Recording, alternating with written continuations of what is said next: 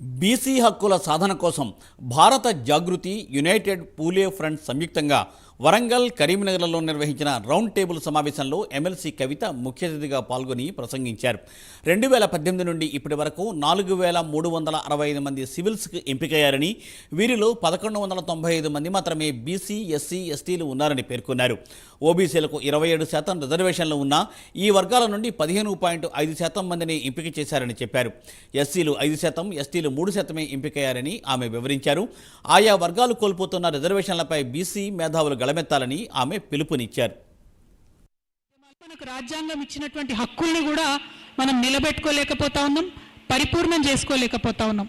ఈ విషయాన్ని మీ అందరి దృష్టికి తెచ్చేది ఎందుకంటే కొత్త హక్కులు అడుగుతాం, కానీ అడిగే ముందు ఉన్నటువంటి హక్కులను కూడా కాపాడుకోవడానికి ఉద్యమించాల్సినటువంటి అవసరం ఉందని మీ దృష్టికి తీసుకురావడానికే ఈ నంబర్ మీకు చెప్పడం జరిగింది.